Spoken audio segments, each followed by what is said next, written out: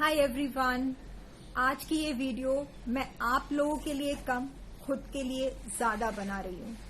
The reason being जब मैंने ये इंस्टाग्राम का सफर शुरू किया था लॉकडाउन में, तब उससे कहीं पहले मैंने एक पोस्ट किया था। Okay, the journey begin with the post and the post was my real life experience and the name of that blog was when will my corn pop. अब ये जो स्टोरी है वो मेरी रियल लाइफ स्टोरी है। I have pass through this, I have experienced it and आज मैं शायद इस स्टोरी की मुझे खुद को जरूरत है, खुद को ये रिमाइंडर देना बहुत जरूरी है। इसीलिए मैं आपको ये स्टोरी बता रही हूँ जिससे आपको भी शायद फायदा हो सकता है। तो अभी हुआ यूं, मेरे दो बच्चे हैं। Okay, one is 20 years old and one is 17 years old।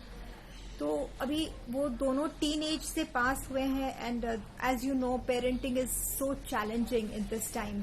बहुत चैलेंजिंग है। मतलब बच्चे की बिलीफ सिस्टम, बच्चे का हर चीज हैंडल करना एक माँ के लिए बहुत ही बड़ा चैलेंज है।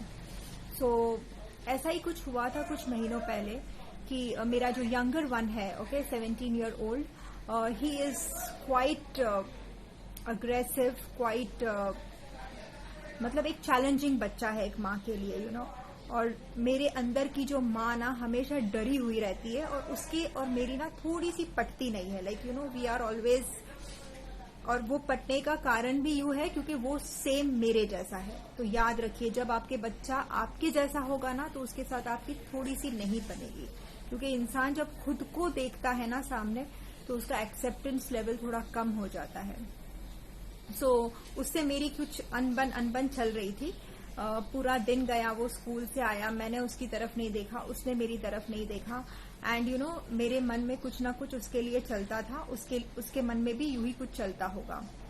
फिर जैसे शाम हुई तो मुझे लगा बच्चा भूखा होगा, तो मैंने ना उसके लिए शाम के नाश्ते के लिए मैंने कुछ पॉपकॉर्न का जो पैकेट होता है ना, जो ड्राई पॉपकॉर्न, मतलब जिसको हम घर में बनाते हैं वेसल में, ओके, तो वो पॉपकॉर्न मैं फर्स्ट टाइम वो पैकेट लाई थी घर में और मैंने सोचा चलो मैं इसको ट्राई करती हूँ बनाने के लिए और उसको मैं दे दूंगी। तो मैंने इंस्ट्रक्शंस रीड किए और इंस्ट्रक्शन फॉलो करते करते मैंने वो जो कॉर्न्स है वो मैंने एक तपेले में डाले और मैं वेट कर रही हूँ 2 मिनट, 4 मिनट, 5 मिनट हुआ, कुछ हो ही नहीं रहा है। वो एक भी कॉर्न पॉप नहीं हो रहा है। तो मुझे लगा यार मैंने कहीं गलती तो नहीं कर दी, और इतनी इरिटेट हो रही थी कि यार ये कुछ हो क्यों नहीं रहा है यहाँ पर। और एग्जैक्टली जब 6 से 7 मिनट हुआ तो एक कॉर्न पॉप हुआ, दूसरा, तीसरा, मतलब सब कॉर्न धड़ाधड़ डांस करने लगे और पूरा जो तपेला था वो भर गया कॉर्न से। And I was so happy. मेरे चेहरे पर ना एक स्माइल आ गई और स्माइल आते ही वापस मैं वो मम्मी के मोड में चली गई। मम्मी थोड़ी ड्रामेबाज होती है, तो वैसे मेरे अंदर भी कुछ इसी तरह का है। तो मैंने सोचा हाय, when will my corn pop, मतलब कि मेरा बच्चा कब ऐसे पॉप होगा। When that time will come, जब वो समझने लगेगा यार मैं उसकी मम्मी हूँ, मैं उसको कितना समझाती हूँ, उसके भले के लिए समझाती हूँ, वो लाइफ को कब सीरियसली लेना शुरू करेगा। ये सब ख्याल मेरे दिमाग में दौड़ रहे थे, एकदम मीना कुमारी स्टाइल वो हो गया था मेरे अंदर से। एक माँ जब जाग जाती है तब कैसे होता है। फिर मैंने वो पॉपकॉर्न लिए बोल में और मैं उसको देने आई। मैंने बोला लो ये खा लो। तो वो मेरा चेहरा देख के समझ गया कि मम्मी अभी भी ड्रामा मोड में ही है, शी इज फीलिंग पुअर मी। तो उसने मुझे बोला 1 मिनट यहाँ बैठिए। तो उसने मुझे अपने बेड पे बिठाया और उसने मुझे बोला कि मम्मी एक बात समझ लो। तो मैंने बोला क्या? तो उसने बोला मम्मी आप जो अपने 40 साल का विजडम मेरी 17 साल की बॉटल के अंदर डालना चाहते हो ना, वो नहीं जाएगी। I have my own journey, मुझे टाइम लगेगा और मैं अपने टाइम पे सब कुछ सीख लूंगा। ओके, तो डोंट बॉदर। वो जैसे ही ये बोला ना, मुझे एक जोर से धक्का लगा कि यार इसने क्या बोल दिया मुझे।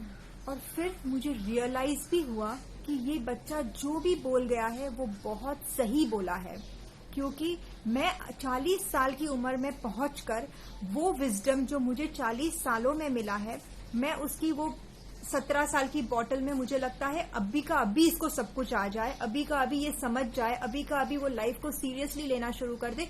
क्यों? क्योंकि मैं उसकी माँ हूं ना, मैं तो कितना समझाती हूँ उसको।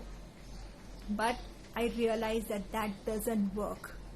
जैसे कि वो पॉपकॉर्न का जब टेम्परेचर रीच हुआ 7 मिनट पर, तभी ही वो पॉपकॉर्न पॉप होने लगे।